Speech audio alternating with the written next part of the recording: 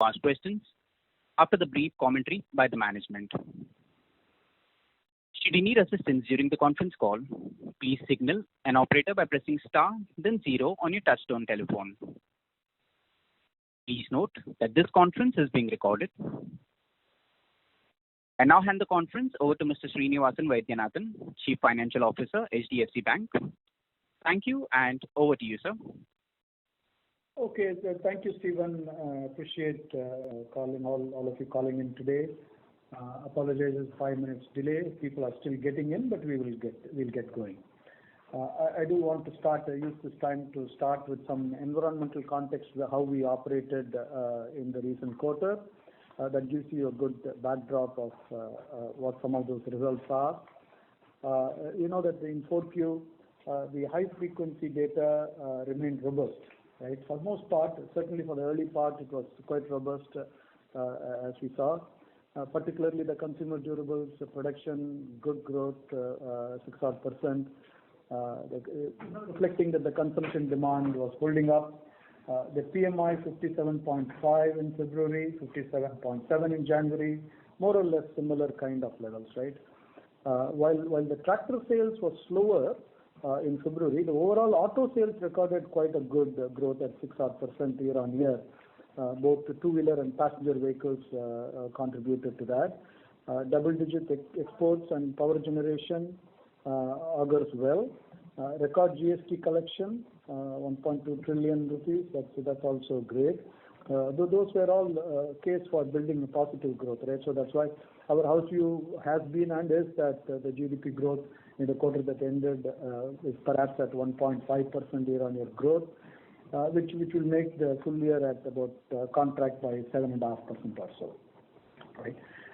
Then getting to the RBI policy, was more dovish than expected, recognizing the risks associated with the rising infection cases in the country and continuing to support the growth. Several measures to keep the liquidity in surplus, extension measures like the on-tap TLTRO, etc. Those were supportive measures that are helping. While the pandemic situation and vaccination drive are expected to be critical factors for economic recovery, we do expect our house views that India will be one of the fastest growing economies in the world in FY22 and reach the pre-pandemic level, which is 2019 levels, by end of the current calendar year. Right? Of course, we need to watch out for anything to do with the pandemic and the vaccination, how it progresses, but assuming they're all progressing, that's where the growth is coming from. The resurgence of COVID cases across the country presents some uncertainty, but we'll talk more as we go along in selective micro segments more than broad base. Coming to the Q4 equity capital markets, which saw positive trends driven by global liquidity. Compared to the prior quarter, private issuers raised approximately 25,900 crores, mix of IPOs, rights, and QIPs, and approximately 44,000 crores via block deals. Right? Retail participation in IPOs have been strong during this quarter. The equity fundraising pipeline, both in public and private markets, continues to be robust. During the quarter, we mandated 4 IPOs, including 2 IPOs where we were appointed as left lead merchant banker.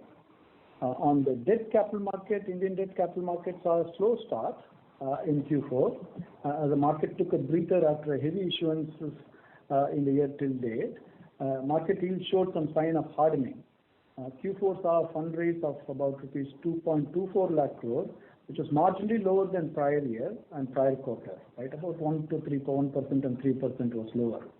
Our bank improved its ranking in to second place amongst arrangers for INR bonds in FY 2021 from third place in FY 2020. Our market share during Q4 was about 15.5% or so. Right. Now talking about our partnership in the CSC, in the semi-urban and rural strategy, as of March 31st, we signed up approximately 1.67 lakhs village level entrepreneurs, of which 1.12 lakhs are onboarded as business facilitators and about 15,565 as business correspondents. That's expanding our distribution in some form, right? Non-branch form as business correspondents. The BCs are not only executing financial transactions through the use of Aadhaar-enabled payment system, which works on biometric authentication, but are also enabled to sell multiple products, including CASA, fixed deposit, different type of loans. We have recently enabled our BCs with a EMI collection facility in selected cases. On the healthcare initiative, which we have talked over the last quarter and a half or so, we started reaching out to 500 large hospitals in the country to provide patient finance from their counters, including providing EMI facility on credit card and debit card. We have activated 37 hospitals, and customers are appreciating access to funding at hospitals. On the retail branch front, during the quarter, we have opened about 2 million new liability relationships and about 7 million liability relationships during this year, FY21. The bank has successfully acquired a little more than 2.5 million corporate salary customers during this year. Personalized link for account opening has been started for each corporate, which is yielding good results. Also, unique bulk account opening process has been launched for large corporates, which make it very easy to open large number of accounts, thereby reducing manual interventions. A new approach towards customer engagement was put in place in Q4. The concept is that before every customer engagement, the RM is checking about service-led next best action for a meaningful engagement and furtherance of business. On the digital, to ensure seamless KYC process complementing the digital CASA acquisition, the video KYC delivered good results. The highlight of this process is the seamless less than 5-minute journey for a customer to fulfill the entire KYC. The video KYC will serve both the liability and asset acquisition of the bank. On the payment side, issuing spends continued to show progress that we made in the previous quarter. Previous quarter, as you remember, is a big festive quarter.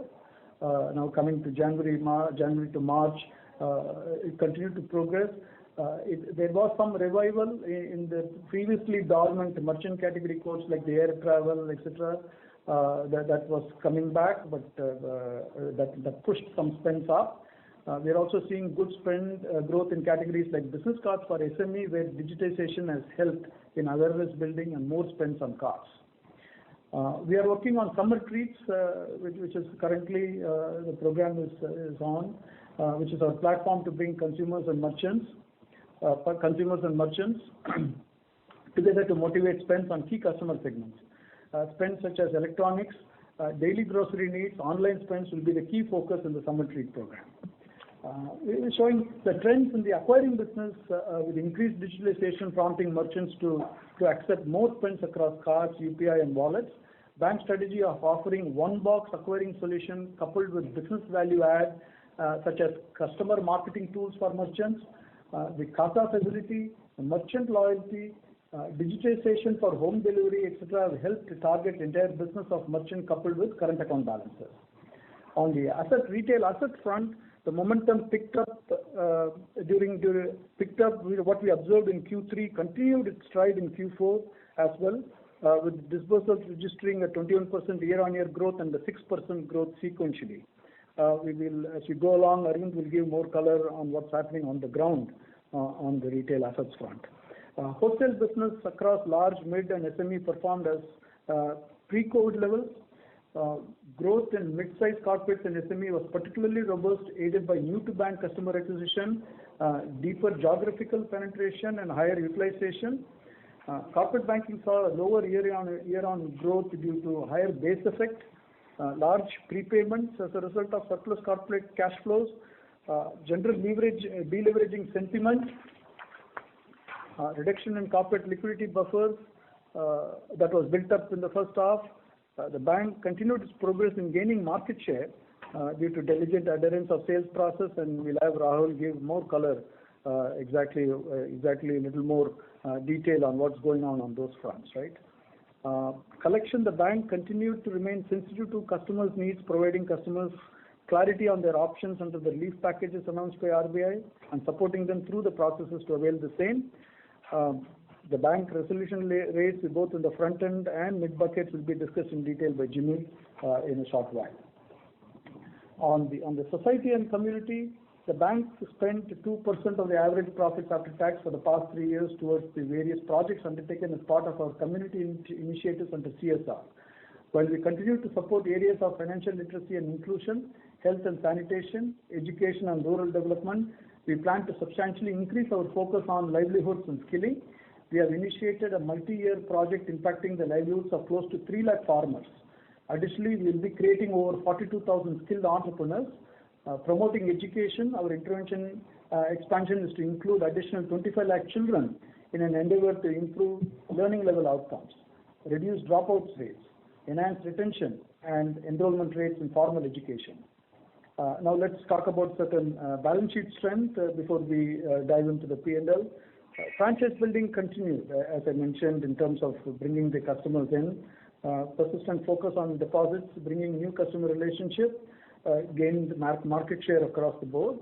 Liquidity is consistently strong, reflected in our average LCR ratio for the quarter at approximately 138%, little more than 80,000 crores of surplus, approximately $11 billion considering 110% LCR as a floor. Capital adequacy at 18.8%. We have 7.7 percentage point more capital than regulatory minimum of 11.075. Our CET1 at 16.9 is 9.3 percentage point more than the regulatory minimum of 7.57. The balance sheet remains resilient. The floating and contingent provisions totaling to 7,300 crore built over a period of time helps in de-risking the balance sheet. We continue to originate loans in conformity with our proven credit models. As I said, we'll cover more on credit as we go, so I wouldn't cover here now. Now getting on to net revenues, which grew by 16.4% to 24,714 crore, driven by advances growth of 14% and deposit growth of 16%. Net interest income for the quarter was at 17,120 crore, up 12.6% over previous year and grew by 4.9% over previous quarter. For the quarter, the core net interest margin was at 4.2%, prior year was at 4.3%, and prior quarter was also at 4.2%. As mentioned earlier, the bank's average liquidity coverage ratio was 138%. The excess liquidity position of the bank impacts current NIM, call it 10 to 15 basis points or so. This drag was offset by monetizing some of the investments in the form of trading gains, which we have described in the past quarters too. That's how it's part of the ALCO strategy we have managed that. Moving on to other income. Total other income at 7,594 crore was up 25.9% versus prior year and 2% versus prior quarter. Fees and commission income, constituting about 2/3 of other income, was at 5,023 crore, grew by 19.6% compared to prior year and 1% compared to prior quarter. Retail constitutes approximately 94% and wholesale constitutes 6% of the fees and commission income. FX and derivatives income at 879 crore was higher than prior year and prior quarter of 501 and 562 crores respectively, reflecting pickup in activities both sequentially and year on year. Trading income was at 655 crore for the quarter. Some of the gains from excess equity investments were monetized in line with our ALCO strategy. Other miscellaneous income, 1,036 crores, includes recoveries and dividends from subsidiaries. On the operating expenses for the quarter, which is at 9,181 crore, an increase of 11% or so versus prior year. During the year, we added 354 branches, which is approximately 1 branch per day, and added 123 branches during the quarter. Since last year, we have added 1,100 ATMs, cash deposit and withdrawal machines, and 546 during the quarter. We have 15,556 business correspondents managed by common service centers, including 2,054 opened during the quarter. During the financial year 2021, we added 10,177 business correspondents. The staff count increased by 3,100 during the last 12 months and is at 1,20,093. Cost to income ratio for the quarter was at 37%. We anticipate the spend levels to increase driven by sales, promotional activities, discretionary spends and investments. As we have said in the past, the cost to income ratio will be reverting to a recent trend of 38-39 in the short run, as the activity where the volume picks up and we make some investments, while our goal remains to bring it down in the medium term to longer term. Moving on to PPOP, the pre-provision operating profit at 15,533 crores grew by 19.9% over prior year. Coming to asset quality, last quarter we mentioned about the Supreme Court passing an interim order stating that those accounts that had not been declared NPA till August 31 should not be declared as an NPA until further orders. The interim order granted not to declare was vacated on March 23rd.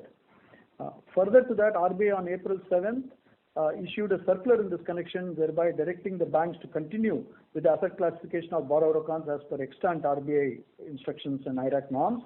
The bank has complied with the said directive of asset classification. The bank had estimated potential NPAs which were identified and reported during the previous 2 quarters on a pro forma basis. These pro forma basis NPAs have now been reported as NPAs. As we had mentioned, the bank had created contingent provisions of approximately 3,600 crores towards those pro forma NPAs that has now been utilized and against the specific provisions for these NPAs. The bank holds provisions as of 31st March 21 against the potential impact of COVID-19 based on the information available at this point in time. The core annualized slippage ratio for the current quarter is at 1.66 as against 1.86 on a pro forma basis in the prior quarter and 1.2 in the prior year. GNPA ratio was at 1.32 of gross advances compared to 1.38 in the prior quarter and 1.26 in the prior year. GNPA ratio excluding NPAs in the agriculture segment was at 1.2. Prior quarter was also at 1.2 on a pro forma basis, and prior year was at 1.1. Net NPA ratio at 0.4% of net advances. Preceding quarter was also at 0.4 on a pro forma basis, and prior year was at 0.36. Restructuring under the RBI resolution framework for COVID-19 was approximately 60 basis points. Provisions. The core specific loan loss provisions for the quarter were 3,153 crore as against 3,170 crore on a pro forma basis during the prior quarter, and 1,918 crore for prior year. The specific loan loss provisions reported were 6,762 crore for the quarter. As mentioned earlier, this includes approximately 3,600 crores of pro forma specific provisions of prior quarters, which has no effect on P&L as the contingent provisions that were created against this pro forma was adjusted to that. Total provisions reported were 4,694 crore against 3,414 crore during the prior quarter and 3,784 crore for the prior year. Total provisions in the current quarter included additional contingent provisions of approximately 1,300 crore. Included here is approximately 500 crores for interest on interest provisions, which is being worked with IBA to standardize the computation across the system. The reported specific provision coverage ratio was 70% as against 71% pro forma in the prior quarter and 72% in prior year. There are no technical write-offs, head office branch books are integrated. At the end of current quarter, contingent provision towards loans were approximately 5,900 crore. The bank's floating provisions remained at 1,450 crore as of March end. General provisions were 5,300 crore. As on March quarter end, the total provisions comprising specific, floating, contingent and general were 153% of gross non-performing loans. This is in addition to the security held as collateral in several of the cases. Coming to the credit cost ratios, the core credit cost ratio, that is the specific loss ratio, is at 1.10 for the quarter, as against 1.16 on a pro forma basis for prior quarter and 0.77 for the prior year. As you are aware, recoveries are in miscellaneous income. The recoveries amounted to 25 basis points of gross advances for the quarter against 24 basis points that we recovered prior quarter and 21 basis points in the prior year. The total credit cost ratio for the quarter annualized, including contingent provision created, was at 1.64 as against 1.51 in prior year and 1.25 in prior quarter. The reported profit before tax at 10,839 crore grew by 18.1% over prior year. Net profit for the quarter at 8,187 crore grew by 18.2% over prior year. Net profit for the year ended March 31, that's the full year, was at 31,117 crore, up 18.5% over prior year. Some balance sheet items. Total deposits amounted to 13,35,060 crore, an increase of 16.3% over prior year and up 5% over prior quarter, which is an addition of approximately 64,000 crores in the quarter and approximately 1,88,000 crore since prior year. Retail constituted about 80% of total deposits. CASA deposits grew by 27%, ending the quarter at 6,15,682 crore, with savings account deposits at 4,03,500 crore and current account deposits at 2,12,182 crore, stemming from our enduring focus on granular deposits. CASA deposit also registered a robust sequential growth at about 12.6%. Time deposits at 7,19,378 crore grew by 8.5% over previous year and marginally declined minus 0.7% over prior quarter. CASA deposits comprised 46% of total deposits. Credit deposit ratio was at 85% for the current quarter against 87% in prior year. Now advances, 11,32,837 crore, an increase of 14% over prior year and a sequential growth of 4.7%. This is an addition of approximately 51,000 crore in the quarter and about 1,39,000 crore since prior year. Retail advances on a Basel basis grew by 6.8% year on year and sequentially grew by 4.5%, and wholesale advances again on a Basel basis grew by 21% year on year and 5.2% sequentially. Getting on to capital ratios, capital adequacy, the total capital adequacy ratio as per Basel III guidelines stood at 18.8% as against regulatory requirement of 11.075. Prior year was at 18.5%. Tier 1 capital adequacy was at 17.6% as compared to 17.2% in prior year. CET1 capital stood at 16.9% compared to 16.4% in prior year. Now let's get on some highlights on HDB Financial Services under IGAP, which are made for consolidation of the bank. The supply side shocks have impacted the livelihood of self-employed segment that HDBFS caters to. Throughout the past year, HDB Financial Services has made provisions and taken elevated credit costs while ensuring the new business return was through tighter credit filters. The company has seen its business and collection reach pre-COVID level in Q4. Disbursements for Q4 were up 15% over Q3 and 32% over Q4 of last year, which had an impact of first impact of the lockdown then. All business lines continued their growth momentum with secured business of LAP and vehicle segment providing the largest contribution to sequential growth. HDB Financial Services will manage growth depending upon how the environment plays going forward, and they have large distribution footprint, 1,319 branches, will allow to pick and accelerate growth according to opportunities. The AUM reached 61,358 crores. Net interest income for the quarter at 1,252 crores, a growth of 15.4% over Q4 last year, while sequential growth was at 23.9%, driven by favorable product mix, lower cost of funds. PPOP for Q4 was at 989 crore, growing 20% over previous year and 32% sequentially. Provisions for the current quarter were 613 crores. Core credit cost in Q4 has reached pre-COVID levels, with the credit reserves going forward where warranted. This is a good opportunity to build where warranted, particularly if the outlook remains uncertain then. For the quarter, HDBFS had profit of 284 crores and for the full year profit was 502 crores. As of March end, the gross NPA as per the NBFC recognition methodology was at 3.9% as against 3.5% as of last year March and 5.9% on a pro forma basis prior quarter. HDBFS has adequate liquidity. LCR is at 265% and is able to borrow at attractive rates, coupled with strong capital position of 19%, they are well positioned for market opportunities. Now coming back to the bank. At the outset, let me talk about the outage.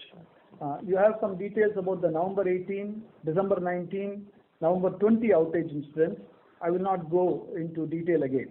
However, a couple of minutes on a recent incident of March 30. It was an intermittent issue on net and mobile banking that occurred due to a server hardware component failure and had no correlation with any capacity issues. On net banking, mobile banking, quite a few users closed their browsers or quit their app without logging out. The backend system monitors this and clears the inactive sessions periodically. The hardware failure impacted the session clearance. However, the minute inactive sessions were cleared, a fresh set of users were able to log in.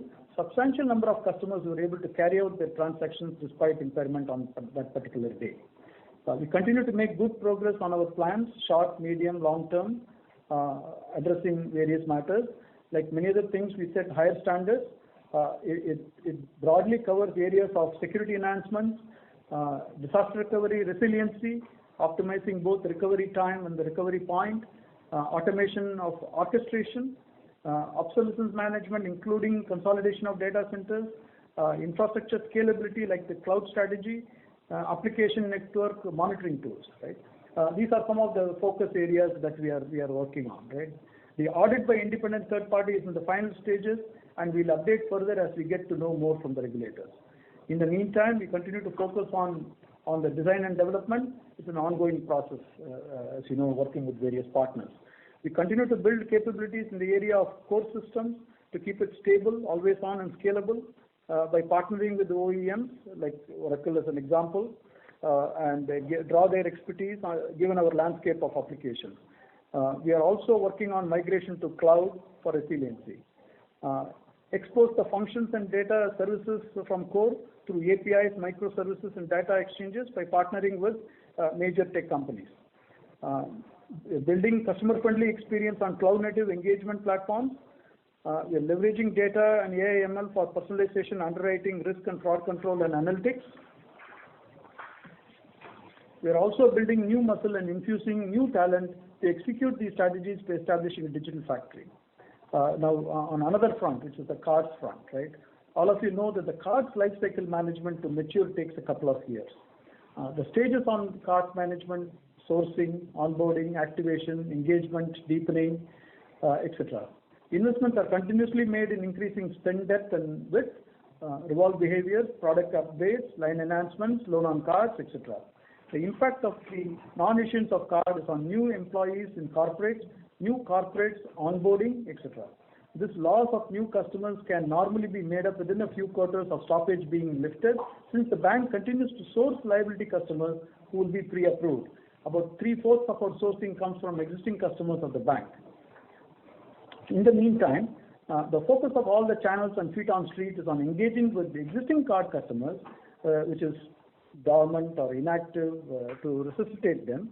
This way, portfolio activations and card dynamics are up, improving portfolio quality and increasing downstream activity. In summary, we are proud of our staff who have intensely managed customer relationship in executing our strategy by delivering products and services despite complex environment, pandemic situation throughout the year.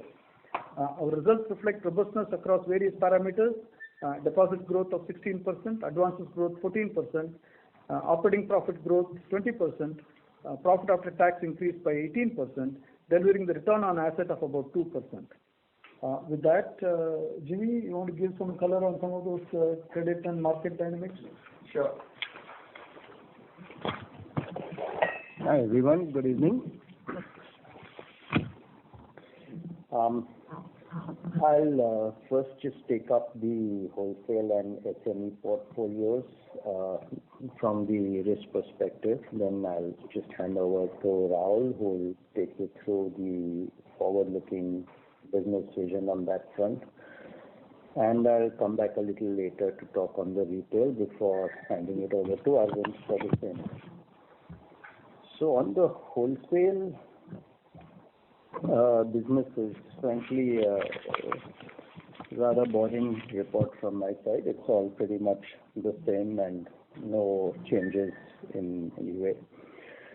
So we once again, I think I've mentioned enough about our HBB rating scale, which we trust in and has served us very well. It's a 1 to 10 scale. 1 is best, 10 is worst, 7 is the threshold for investment grade. So I'm just looking at the incremental portfolio initially. and the average rating of the incremental portfolio is a 4.24. And we have, I must say when I put all these in that there is, I don't know if it sounds right saying it this way, but there is considerable scope for deterioration in this score before we even get below a AA kind of average portfolio rating. So just to put that in perspective. The externally rated portfolio, and this will probably give all of you all a better idea. So from the incremental portfolio, the externally rated portion of it, 62% of that is rated AA and above, and that is weighted much more in favor of AAA than AA. And if I move now into the static portfolio, the static portfolio has an average rating of 4.33 if you look at the outstanding advances, and a 4.22 if you look at the actual exposure sanctioned. But it's better to look at the outstanding advances because that's the real risk on the book at that point of time. So I take the conservative number. The weighted average rating of the top 20 borrowers of the bank is 2.92. So the large exposures are definitely better rated than the average portfolio. The unsecured exposure, because this is often a question that you ask, has an average rating of 3.36 if you compare that to the secured book, which has an average rating of 4.57. This just reflects the extreme caution that we exercise before we take any unsecured exposure, because we do understand and recognize the incipient risk in such an exposure. So that's pretty much where we stand. We had a pretty good quarter when it comes to the wholesale bank. NPAs were really small, and a good chunk of the NPAs actually are being booked right now because they are part of the COVID resolution, which as soon as the resolution is put into effect will be upgraded as standard advances. If I move on to, is there anything more for me to tell you here? No, except that the higher grades, the HDBs 1s to 4s, have seen better growth, but I think that was kind of obvious if you looked at the incremental and the stock book portfolios. So I'll just move into the SME book right now, which is of interest to many more. In the December to March period, and let me add December into this because it's been a 4 months of the return of cash flows into our accounts. As you know, we run the book on a very holistic basis. We don't just give loans, we look at holistic banking. We rely a lot on the cash flows of the companies, and those cash flows are coming back in a reasonably good and healthy way. So that's something that we have seen across the account. The resumption in these cash flows has also been beneficial to the 30-plus book of the bank, which has come down. The bulk of the 30-plus reduction has been through repayments. A very small part has been through the COVID restructuring. On the restructured accounts, the COVID restructured accounts, not very large. There was around 550 odd crores. But I must mention that of this 550 odd crores, a little over 200, somewhere between 200 and 250, were actually in some form of delinquency at the time of restructuring. So a lot of it was precautionary. The approach we had to the restructuring was, given the circumstances in which we find ourselves in, all of us in these circumstances. So when there was a requirement earlier on that someone had to demonstrate that he needed it and he was in distress, etc., we were obviously following that. But as soon as it got opened up and it was allowed on request, we were much more forthcoming in permitting the restructuring, and that's pretty much reflected in the fact that a very large chunk of it is not delinquent at this point in time. I must also mention to the credit of a lot of our clients that several of them who we thought we might want to restructure actually refused and assured us that they will be paying us back because they did not want the tag of being restructured. So rather heartening in a way. Moving on to industry granularity, again, nothing to report, pretty mundane. It's pretty much where we've always been. Apart from agriculture, which is directed lending, everyone is below 5%. By the time you hit the 10th odd industry, you're at around 3.5% or so. So the portfolio is genuinely very, very granular. And it's always been that way, and it remains that way. If I look on the delinquency trend, we are now either, if you look at very early, which is a 7+, which we measure, or a 15, 30, 60, all these levels are virtually back to where they were pre-COVID. So the 7+ is maybe around 10 to 15 basis points away from that level, and the 60+ is barely 5. It's less than 5 basis points away from that level. So we're pretty much back to where we were in that front. Moving on to the, I'm not getting into the numbers of non-performing assets, but we have frankly had a good quarter. I think Srini looked at the numbers on that front. So this has gone better for us than it was previously, if you look on a YOY position as well. The 2-3 metrics that I always mention to you, which we rely on as indicators, the self-funding ratio of the promoters, which again I emphasize is not security, but it is reflective of their wealth and liquidity. That has held up now for well over a year. The entire year of COVID, we've not had any appreciable change. It's been a couple of percent this way, that way, and not much more to say on that front, frankly. The wealth of the promoters is holding up, and in this segment, in the SME segment, it is demonstrated, and we always expect that they will bring their money into fund the business whenever the need arises. So that is a comfort to us. The collateral coverage, again, at a portfolio level, holding up very well. We are between 80 to 85 odd percent covered with collateral. This is over and above the current asset security that we anyway hold. The current asset covers the portfolio completely, and we are talking of incremental real estate collateral, which is usually the office or the residence of the promoter in question. This 86 is again on a conservative basis, assuming full drawdowns. If you look at it basis the outstanding, the coverage is actually in excess of 100% at this point in time. Just to put out that the flows have come back. They actually started coming back in around October, which is actually, if you look at it, is as soon as the moratoriums, etc., got lifted, that's when they started coming back, and they have been coming back in good measure since then. One more thing that we have done recently, just to corroborate that our views on the flows are all right and genuine, is we ran the increase or decrease in flows along with the GST collections of the country, and we found that there is a considerable correlation between the two. Only I would say maybe in the quarter from Jan to now, maybe our collections have a little bit bucked the trend in the positive direction. The GST collections dipped a bit, but collections pretty much held up at the same level.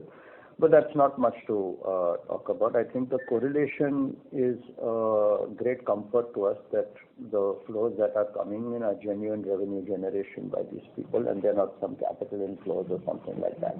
So our measurements are not off track. So all this is good.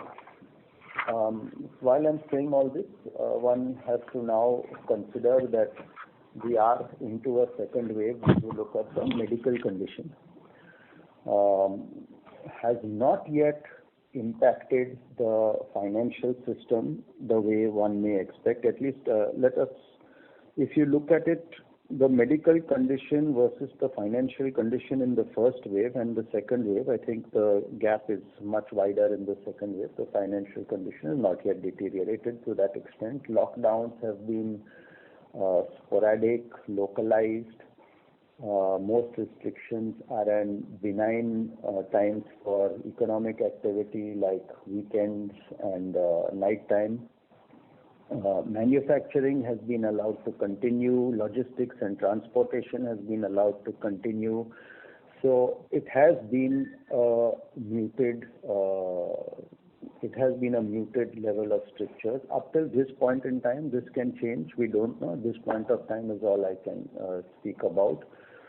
I think we should also mention that wherever strictures have been imposed, the observance as well as the enforcement has not been as strict as it was the last time around. So I think we should put this caveat out basis everything that we are saying at this moment in time. That said, at this point in time, our behavioral scores on our SME portfolio also show that we have a higher level of the portfolio in the better scores than we previously had, etc., etc. So with that one caveat, things at this point in time are moving along. Quick thing on the ECLGS. ECLGS 1, as all of you know, we were among the prominent banks to be disbursing this amount. I must emphasize once more because I think some confusion arose a couple of quarters back as to whether ECLGS disbursements should be equated with stress.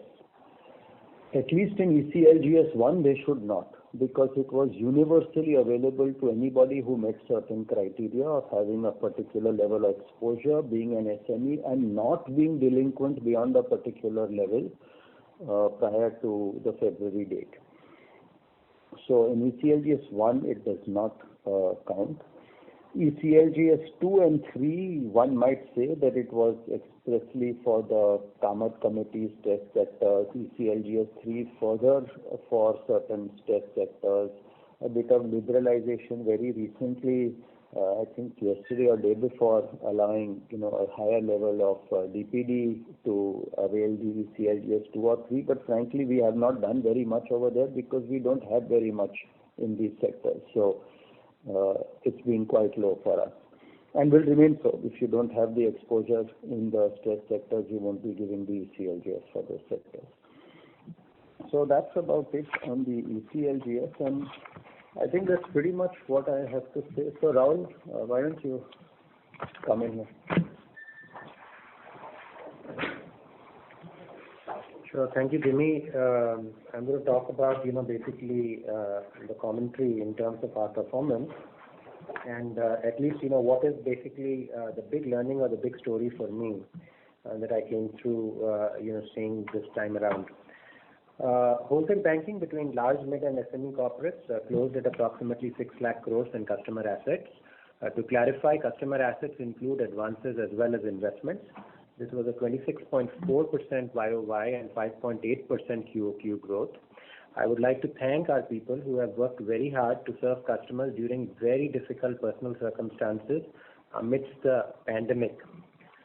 In terms of averages, the YOY asset growth for the quarter was 31.1%, which is even higher than the EOP growth rate, which just points to the earnings momentum. And in terms of the large corporates out of the wholesale bank, that number was 41.8%, providing a strong earnings momentum. Between the businesses, wholesale SME grew at approximately 10% quarter on quarter. The mid corporates grew at 9.2% quarter on quarter, while the large corporates grew between 3.5 to 4%. Now, we have to keep in context that this growth came in large corporates despite unscheduled prepayments and non-drawals in large corporates to the tune of 8 to 10% of our overall customer assets in that segment. Large corporates also had a high base effect given borrowings by clients a year ago during end March to shore up liquidity as a safety measure. So, the overall performance has been satisfactory. Given that the book is high quality, yields did move with market. If it didn't, one would have to question the quality of the portfolio. However, NIMs expanded or were stable in different customer groups due to a reduction in funding cost, but also due to a careful yield management through a combination of asset tenors, loans versus bond opportunities, and early identification and execution on those opportunities. We also released recently that our MSME book had crossed rupees 2 lakh crore in advances as of December 31st, 2020. Now, this is, why is this significant? Of course, when we released it, it is under the old MSME definition. This size is about a fifth of the overall advances of the bank. The context of this is very simple. For every rupee of lending in wholesale SME, for example, the earnings is 2.2 times of equivalent lending to large corporates, which is understandable given differing risk profiles. To the extent that OPEX and credit quality is managed well, this is a significant earnings stream, and today it is a very large critical mass for the bank. At the current rate of growth, the MSME book is poised to surpass the private sector large corporate book in 12 to 18 months time frame. It adds a new third solid earnings pillar for the bank in addition to just looking at it from the perspective of retail and wholesale. In wholesale SME segment, the bank has seen very strong growth in terms of regions and geographies. Our credit book has seen 25 to 30% growth across. We are still not getting requests for enhancement in working capital limit compared to, say, a couple of years ago if you were to discuss the activity. It did saw a pickup in third quarter, but is relatively muted presently. We saw credit demand in pockets like agri-processors, ready-to-eat food processing units, tiles and ceramic exports, textile exporters, pharma players, chemical players, auto ancillaries, paper industry who are looking for capex and additional funding. We're seeing capex formation in exporters, agri-processors, packaged products, packaging, consumer durable, and some demand from the PLI identified segments also. Those clients who have formalized are in pretty good shape. For large corporates, economic activity had started gaining momentum across the country given the budget announcement and prevailing economic environment. While all the sectors are likely to witness growth, some sectors stand out. For example, infrastructure, pharma, metals and commodities, cement and materials, food processing, auto, etc. Reported credit flow in the sector is a lower number, which is what a lot of people always ask me, but it is impacted due to corporates borrowing in the bonds and CP markets, as well as a dramatic deleveraging trend that we have observed. The bank has continued to extend credit flow across sectors. Capex is largely from the PSU sector as corporates are working at 65 to 70% capacity utilization, which is much lower than 75% peak levels in recent times seen pre-pandemic. Given strong corporate financial performance, earned profits have gone in foreclosing term loan and paying down working capital utilization. As we mentioned before, we expect private corporate capex picking up in second half. Of course, second corona wave is something that is to be looked at. The big heartening point for me is that in the last 1 year we've gone through the pandemic, we've gone through the state of the economy, and as Srini mentioned, outages. But the biggest thing is that the support of our customers, both old and new, who continue to gravitate to us for our physical as well as digital platform. And so the pull of the brand continues to get stronger. Now, let me just give you some data to say, why I make this statement. Let's look at the large and mid corporates. In the last 3 working days in March 2020, when the number of transactions had increased quite dramatically, we had executed certain fresh limit releases as well as limit enhancements between large and mid corporate segments.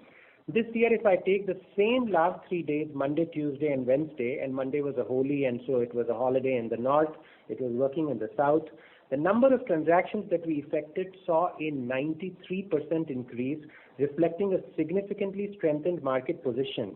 You would recollect that number of transactions had increased last year, which had come immediately post the lockdown. And for this, I would like to give a special call out and thank our operations people who have just been very diligent in terms of even in the difficult conditions going out and executing transactions. The second is just the CASA for wholesale banking, which was up 15.2% YOY and 30.8% QOQ. Customers come out and continue to use as transaction bank of choice, and the CASA effectively, what I shared with you, the EOP growth rates, go out and reflect that. But flip it on an average basis for the quarter end, right? It was up 25.4% YOY, which was even higher, than the EOP growth rate. So that, remains very strong. This came around the strength of the brand, our market share, and also some initial impact of the current account circular. Let's turn our attention to wholesale SME. In this particular quarter, we acquired roughly about 2,500, new customers during the quarter, and that is a 60% YOY increase. A large proportion of those in Suru, a lot of them preparing, given the pandemic as well as the waves that are hitting them, getting onto, more digital platform, and which is where, clients continue to gravitate towards us. So despite a difficult customer acquisition environment in the first half of the year, when nothing, much happened, number of new clients acquired during the full year was 6% higher than prior year, because the prior year, we had a significant, addition of new client base. Let me move to an area where the wholesale intersects with retail, which is the corporate salary acquisition. In this quarter, the Jan to March, number of new salary accounts that we acquired was 34% higher than comparable period last year, which again, I think, to my mind, is a very strong endorsement of just the client voting with their feet and coming out and doing, more business with us, for which we are very grateful and, thank them. ECLGS, Jimmy touched on it. As of 5th April, to give you an overall position, we have dispersed across 1,20,311 cases under both 1.0 and 2.0, largely towards 1.0, an aggregate amount of 26,534 crores. That puts us towards, basically the top of across all the banks. And we continue to, go out and support the government's initiative to support a segment that needs support. So we are in sync with, where the political and government leadership is, taking the country, and we continue to do our bit. Lastly, to round it up, we remain confident about continuing to gain market share at our historical trend line. And with that, I would stop and hand it back to Jimmy. Thank you. Thanks, Raj. So just to talk a little bit on the retail portfolio, I'll of course talk about the quality, and Arvind will take over for the business part of it. So the demand resolution since around October or so was improving steadily, continues to have improved steadily up till the point in March. So where is it reached? I think across all products, barring one or two like SLI, which is not very big for us, but as you'll understand is a product where, will be very hard hit by such circumstances. You're within a whisker of where you were pre-COVID on the demand resolution. Check bounces also looked at the same way.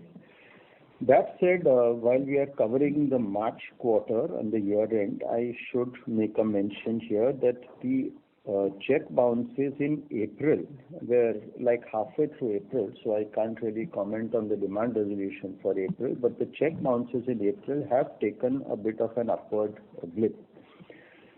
Probably some panic due to the medical condition worsening of late, etc. We don't know what it is. Can't say whether this is a blip or whether it is a trend, but check bounces in April have been slightly higher than they were in March. Some sort of a trend reversal. How much, if you want to know? Probably, as I said, from October till March, there was a clear improvement in the check bounce as well as the demand resolution across products. Maybe you're back to a January kind of level, varying from product to product, but around that much. So it's not that the whole thing has been reversed, only a little part of it. Whether it stays, doesn't stay, just remains to be seen. It's just too early. We've only come across this, as you will understand, in the last 5 or 6 days, because that's when the check depositions typically start. They don't start on the first of the month. So that's to be said. 3-4 states to point out. So Maharashtra, MP, Punjab and Telangana is what has little bit pulled us back on the demand resolutions, or we probably would have crossed our pre-COVID levels. So if we get these states tightened up a bit, we will probably pass it. Recoveries have been rather good, if I may say. We're around 30% over pre-COVID levels on recoveries. That said, I must point out that the accounts on which the recoveries take place are obviously those who were delinquent, a large part of them at least, would have been delinquent before COVID struck, because the obviously late period collections. When it comes to the restructured book, I think numbers Srini covered along with you. So, and I think whether it is the retail products or the SME, I think are pretty much the same thing to say. How we handled it, the approach the bank took was the same, whether it was SME or retail. And we also here had several customers tell us that they didn't want the tag and that they will definitely pay even if they are a little bit behind us now, and they will not turn non-performing, and they just refuse to take it.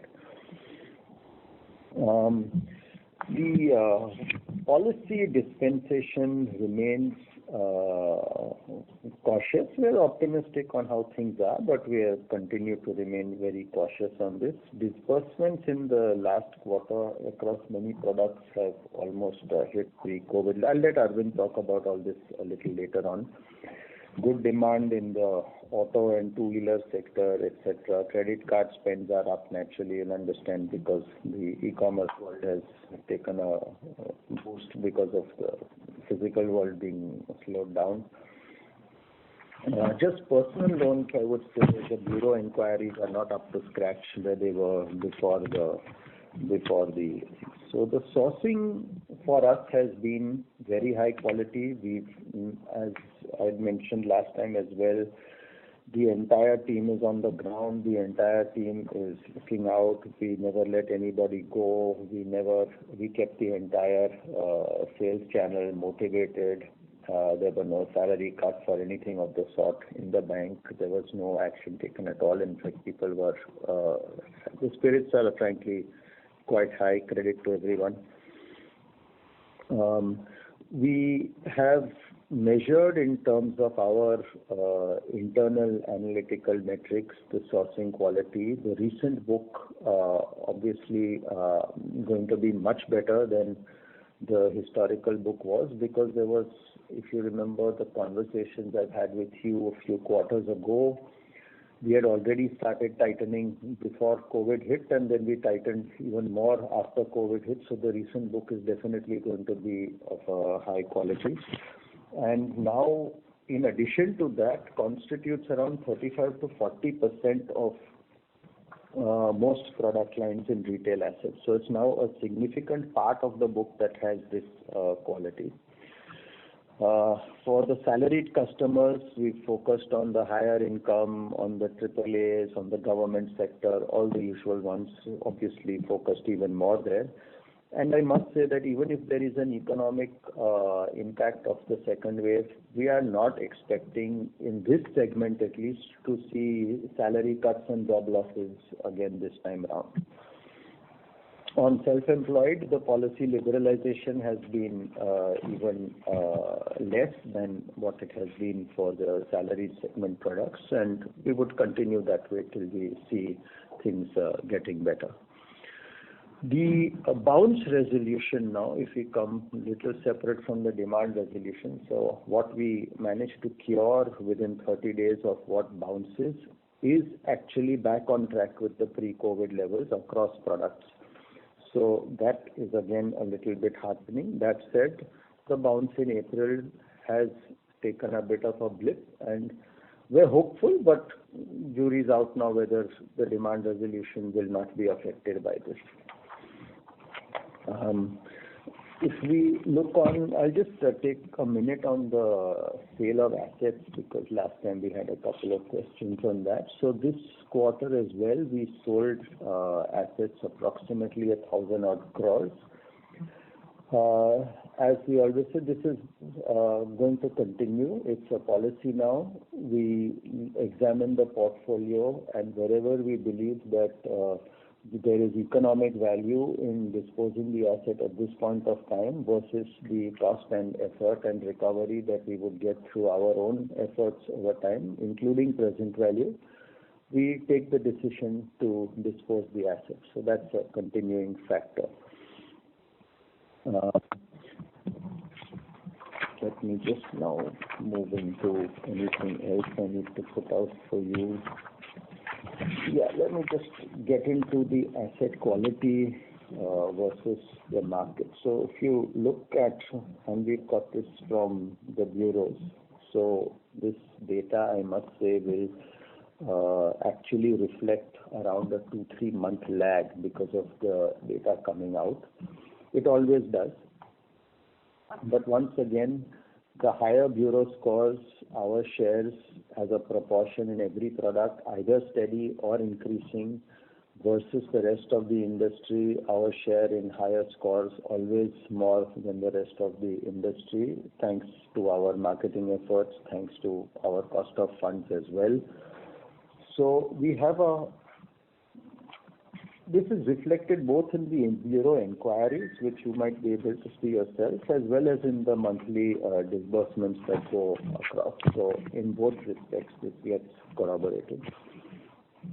Further, if you look at how things have progressed, I think the delinquency differential between HDFC Bank and the rest of the industry pretty much remains. So the portfolio holding up on a comparative basis quite well, despite, of course, our high market shares in several of these products, which the differential remains. In several cases, it is perhaps half the market and even lower than that. I think that's about all. I think, yeah, not much to say on agri.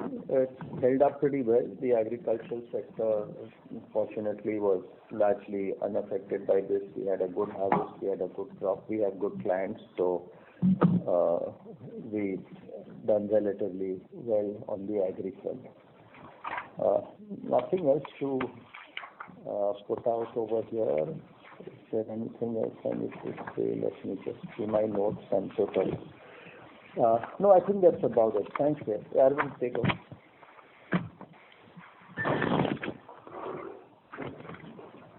So should we start with the Q&A? No, just... Arvind Patel is on the line. He's going to talk. Okay. Thanks, Jimmy. Okay, retail assets, I think both on secured, unsecured, retail working capital, SLI. I think the industry, in our assessments, is getting back to the pre-COVID levels and in some cases actually exceeding it. I can clearly see that the resilience of the middle class is coming back and we see good growth opportunities if I were to look at a Q4 and even the first 2 weeks. We're witnessing a healthy trend in auto housing segment.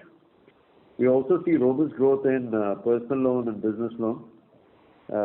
We see that the ground level retail SME business environment, if I look at the Q4, is showing pretty robust, and we are, whether it's the hosiery, sports, wellness, bicycle, the trends that we keep at the ground level, the demand remains intact, and keeping the Q4 in mind, and even the first 2 weeks.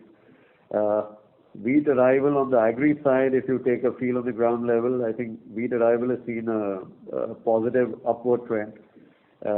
If you look at the sowing itself is also on upward, the price is up. So that gives you a sense of the rural and the supply chains thereafter. If you look at the pharmaceutical industry at the ground level, and I'm talking more on the smaller retail businesses, they continue to show a good demand. Actually, even if you look at down south or up north, you're seeing almost 25 to 30% growth. Chemical industry, even places like Gujarat, imports stopped right now. The certain demand is looking pretty intact. I think specific to our bank, if you look at the last 2021, a quick sense, every quarter we've had sequential growth, whether it is quarter 2 to quarter 3, quarter 3 to quarter 4. And as we move into the quarter of the financial year, and the new financial year, we are prepared. If you look at, like I mentioned, if you look at the first 2 weeks, and even if I were to compare with 2019, it's looking a very robust growth right now. I guess, having said that, we're closely watching the COVID situation, how it pans out, and the plans are to beef our resources to ensure that this financial year stays on course for a solid growth. And we're going to fight our way through to make sure that this happens. Yes, one has to run these times with extra micromanagement and business plan. Whether it's going to be the internal customer franchise that we're going to leverage, or it's going to be the external distribution strength, where we have a first right of refusal in all touch points. We are beefing ourselves up, keeping the present external environment in mind. I think looking at the resilience that I see and the demand opportunity I see, I think we're going to focus on expansion in a couple of businesses, and we're going to focus on segmental expansion for market share. That's going to be our strong strategy for robust growth this year, and we do expect solid robust growth this year. Thank you.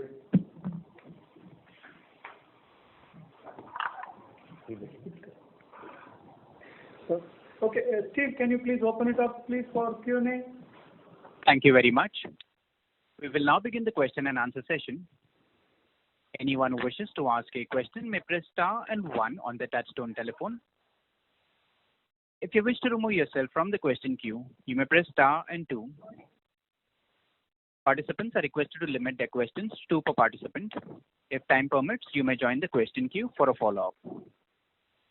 The first question is from the line of Mahrukh Adajania from Elara Capital. Please go ahead. Yeah, hi, congratulations. My first question is on the movement of NPLs during the quarter. So slippages are around 47 billion. Could you give us the breakdown of upgrades and write-off recovery? Okay. You got that 1.66% annualized. That's how you got the 4.6, something like that. The write-offs are 3.5. That means 3,500 crores or so approximately. The balance is upgrades and recoveries. Okay, thank you. And my question on slippage is that this 47 billion or 1.66% would include pro forma of the previous quarters, right? So what would be the quarter slippage for the quarter, excluding pro forma of the previous quarter? No, we reported pro forma in the prior quarter. We gave you 1.86. Correct. That included pro forma slippage. Correct. So this is the slippage for the quarter. This is the pro forma slippage for the quarter on a similar basis, in the sense that it will not include certain things that we included in the last quarter in 1.86. Okay, got it. My last question is on technology. So to address all issues that RBI would have raised, how long do you think will it take you? I mean, obviously you would have already started work, but how long will the total upgrades take you? How many months? And would RBI's removal of the ban be contingent on completion of the upgrades, or will it happen in the interim only? So I can answer the first part. The second part is for the discussion of the regulator, right? So I can't talk on this now. But I'll tell you, in terms of the plans or what we are doing, I tried to describe some of those action plans that we had. We have demarcated the actions between certain things that are short term, certain things that are medium and long term. Long term, keep it to the side. It could be 12, 18 months.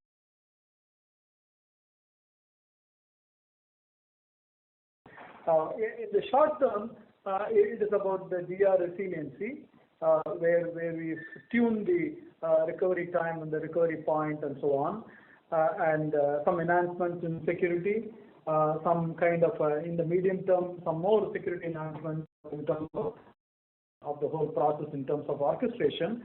And both in the short term and medium term, we'll have application network monitoring tools coming through. So this is how we address it as short, medium, and long. And some of these are frankly items that are new standards, which means that's why I gave a preamble saying that we'll set some higher standards in some of these processes that we are implementing. I do not have visibility what are contingent upon regulatory discussion, but that's our conversation with the regulator more than here. Got it. And medium term would mean 6 months from now? Medium term would be about 6 months or so. From now, okay. Okay, thank you so much. Thanks. Thank you. The next question is from the line of Manish Shukla from Citigroup. Please go ahead. Yeah, good evening and thank you for the opportunity. At one point of time, Rahul mentioned about yield management on the corporate book. Just wanted to get more color on that because considering that you lend more to the larger corporates, they would borrowing more via bonds than loans, which would probably be lower yield. So how does the yield management on the overall corporate book work? So Manish, when I talk about yield management, you can go out and give 3-month money, which goes even 12-month money in large public sector at sub 4%. We don't need to do that. Secondly, you basically do a tenor with a put call. You might as well get a slightly better position. So we have to pick our spots, and we have to execute early. The transactions that were executed early, maybe in January or maybe sometime in October, November, those the yields are better compared to anything else. I understand that the bond yields have gone down quite significantly, but we don't need to participate in all of those. So we did what made sense for us, given our ALCO RBP framework. What was not palatable, that was something that we were not looking to go out and do. And as I said, on the alternate side, the MSME was a pretty good progress that we continue to make, where we don't have these sort of issues. Sure. On the MSME, did I get the number right that it's now roughly about 20% of the overall balance sheet? So if you go back last quarter, we went out and disclosed the advances number. I don't have that. I think it was 10,87,000 crore or so. Out of that, I think when we said MSME book, that was about 2 lakh and odd crore. So roughly about 18% is what it was as of December 31st. Sure. And on the wholesale book, what would be the approximate split between, let's say, less than 1 year and more than 1 year kind of loans, overall wholesale book? Manish, we don't share that detail. Or working capital term finance, if you want to cut it back there. We don't even do that, but I think in a large book, if I continue to basically keep 100% working capital, that would be running a lot of risk on the earnings momentum of the bank, because you could get paid down. So we normally like to basically say that about a third in term and the rest in short term, but this keeps changing from environment to environment. Sure. Right. A question to Jimmy. I know the situation is evolving, but you rightly mentioned that at the moment, the financial or economic impact of this second wave seems to be less than what we had gone through last year as a country. But based on the current situation, do you think this impacts between growth and asset quality? What would you be more worried about, depending upon the evolving situation right now? So, based on the current situation, should a financial impact manifest, we are currently in the process of finalizing various stress tests, which we have already completed, but I don't want to put those results out just now because they might be unnecessarily overly conservative, as were when we did it the last time round. If you remember, we had to actually revise our stress test numbers because we were excessively conservative. So don't want to do that now, but I think there is a lot of learning between last time and this time. The reason perhaps for our initial conservatism last time was that we didn't know what the government and the Reserve Bank were going to do, and as everyone knows now, they did a hell of a lot. So we would expect that if there is the medical condition, which is quite grave, manifesting into an economic condition, we would expect that there will be similar levels of assistance coming in from the government. And then if you look at our portfolio and client selection, the way it stands and the way it took the first wave, we would hope not to have any very serious consequences ourselves. Sure. Those were my questions. Thank you. Thank you. The next question is from the line of Suresh from Macquarie. Please go ahead. Yeah, Srini, just two questions. One is on the contingent provisions which have been dipped into. There is some reconciliation of 400 crores in the sense that you had 8,600 crores of contingent outstanding. You made 1,300, so it is 9,900, and you dipped to 3,600, right? But the eventual number you have got is 5,800. So there is some 300, 400 crores of difference. What is that? That is the interest on interest that we have set aside. When I gave you the 5.8 or 5.9, I didn't use that number. Okay, so the interest on interest reversal totally 500 crores, right? Roughly. Correct. Yeah. Okay, and just from a better understanding perspective, we can assume that these 3,600 crores are basically under 10,000 crores of pro forma slippages that you reported in the previous 2 quarters. So that's how we look at it, right? Yeah. Correct. Okay. That's one thing. Second thing is, I want to deliberate a bit more on technology for the benefit of everybody else in the call. I mean, how much of this has got to do with your scale? Because you are 40-45% payments market share and stuff. So clearly, your loan market share is 10%. So there is clearly an issue with respect to something or the other which is hampering, right? So it could be volume 2-3 years ago. Now it is some server issue, disaster recovery. So do you really think this has got to do with the fact that you cannot digest more because of the fact that the volumes are really plenty, or has there been an underinvestment in technology, underinvestment in some of the other things? Because the constant feedback that we are getting from the ground is that some of your peers have a better app, better user interface, better experience. Have you benchmarked against those and then come out with any reports? Something that you can add for the benefit of everybody in the call, please. Thanks, Srini. Yeah, okay. Thanks, Suresh, for asking that.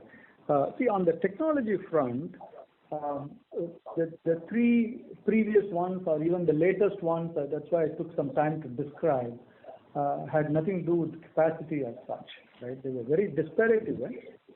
We learn from these events what these are. Continuously we learn, and they are not repeating. So it's nothing to do with from that sense of capacity. Certainly there are inconveniences for which we have apologized.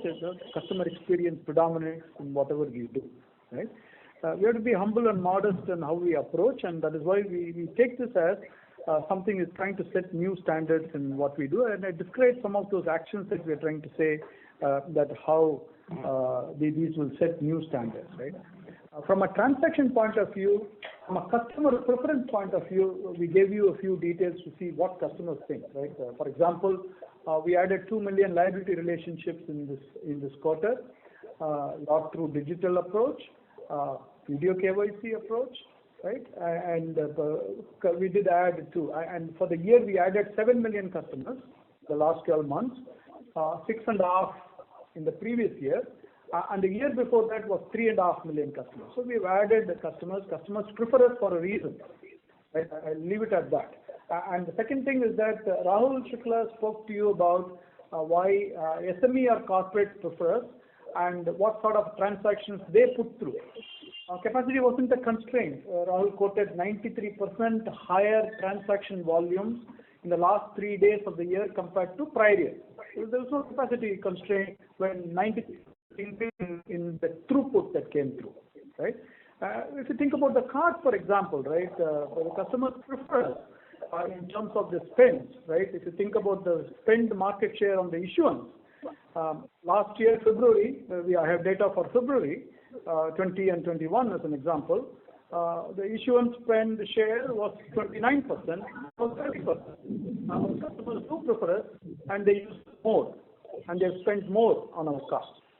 Right. The same with receivables, right? With the market share last year, we were at 53%. Now we have a market share of 56%. again, there is a reason why customers prefer us. And it is a digital approach, it is our technology, they prefer us. Let's look at the acquiring spend, right? The cards acquiring, merchant acquiring.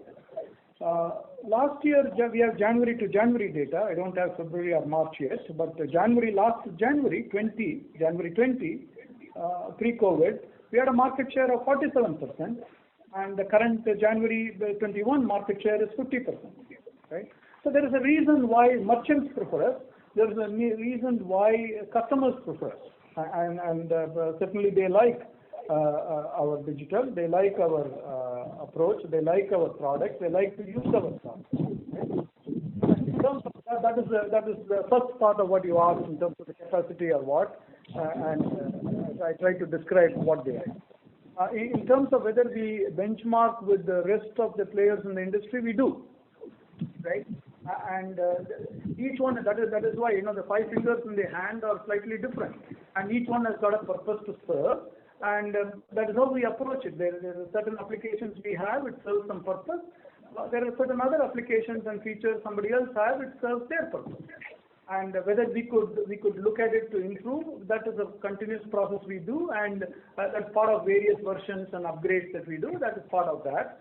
And there is always, that is why I prefer to say that we have to be humble and modest in our approach, because we do learn and we want to learn. We'll continuously take it. Copying from others is not something that we should be shy. We'll take the good things and we'll put it in. And that is a continuous process. It's not an event that happens periodically, it continuously happens. Okay, thanks. And what are the backup options if there is a delay in RBI approval? What are the contingent plans you have in mind to ensure that the business is good? See, I described that nearly 3/4 of our card sourcing is our existing customers of the bank. 3/4 almost, right? That's how it comes. And they all have debit cards. They use, and we offer installment loan on debit cards, right? And at some possible time, we may also have a revolving facility on debit cards, a revolving facility on salary accounts. There are several choices which are there, but then we always look optimistic and kind of a positive in terms of how we approach it. And we feel confident that some of our work that we are putting through should bear good results. Thanks, Srini. Thank you, Suresh, for asking. Thank you. The next question is from the line of Kunal Shah from ICICI Securities. Please go ahead. Yeah, thanks for taking my question. So on this second wave and the contingency buffer, if you look at it, of say incremental 800 which we would have created outside of interest on interest reversal, so this would also be outcome of the initial results of the stress test which we are doing, or maybe stress test is still outside of it, and there will be more kind of a contingency buffer given the environment that will continue even in the first half. What is our sense looking at the cumulative buffer which we have currently? Yeah.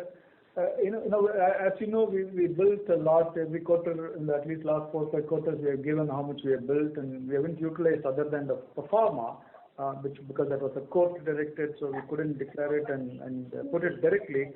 So that is the only usage we have done. Otherwise, we built. Again, part of the whole thing is that we want to keep the balance sheet resilient, quite strong, and for any kind of shock that it can take. And that is purely the strength, right? And at any point in time, if there is a justification, we will continue to build. If the situation warrants, we will take. But as of now, the assessments that we have done said that yes, there is something that we could build. We have built. Nothing to add there. As we always said, our contingent provisions are precautionary, not anticipatory. They remain precautionary at this point in time. There is not enough information on the economic impact of a second wave right now to sit and dimension exactly what we have. But in a sense, we do think over the last several quarters, we have developed more than adequate buffer. And of course, given the learnings of the first wave itself, one would feel a little more reassured of that. Sure. And second question is on cost side. So we have highlighted that we would get towards 38-39%. But when we look at in terms of cost to assets, we are back to where we were almost the pre-COVID level. So is there any line item wherein maybe with this COVID, the efficiency would have set in and we would have completely shaved it off from our cost to assets, and we could see it stabilizing at a lower level, because that was not visible in Q4. Not sure if it was because of the branch additions which were there of 123. So is that the reason, or maybe there is not much to look into the cost efficiency during the COVID side? Cost, the COVID side, what the COVID did is there are some kind of retail asset origination type of costs that are lower, that would come back as we build more assets on books. It would come, right? If you look at the on a DuPont basis, if you look at the not the efficiency basis, but on a DuPont basis, when you look at the expenses, operating expenses, 2.25, right? When you look at it pre-COVID, almost 2.4 or so. That is why we said, and then it went all the way to 1.8 something in first quarter, when hardly there were any activities happening out in the field from a sales and promotion point of view. And we have gradually gone up, right? Then it was 2 and something, 2.1 and something, now 2.2 and something, right? In terms of cost on the DuPont analysis cost, if you see. That is why we say that we will make investments. We will not shy when there is a market opportunity. We will not be shy to run programs, promotions, or bring in more sales force activated to bring in. So that is why we said in the short run that the cost, the efficiency can go up to 38 or even 39. And then, but our medium-term commitment, long-term commitment remains that how do we bring it back down to 35? One scale. To the re-engineering process and straight through and digital approach should bring the cost back down, right? Naturally, when we have a job, revenue growing more than cost, that there is a natural process of scale that brings it down. Then there are other kind of an additive action that also works on to bring the cost down. So that is over a medium term, long term. Sure. Thanks a lot. Thank you. Ladies and gentlemen, due to time constraint, that was the last question. I now hand over the conference to Mr. Srinivasan Vaidyanathan for closing comments. Okay, thank you, Stephen, for orchestrating and taking us through this. I want to thank the participants, and if we missed anybody, I know we ran by 10 minutes late. If we missed anybody, feel free to call, get in touch with our investor relations, Ajit Shetty. We'll do our best to clarify anything that you have on our results. Thank you again. Thank you. Ladies and gentlemen, on behalf of HDFC Bank Limited, that concludes this conference. Thank you all for joining us, and you may now disconnect your lines.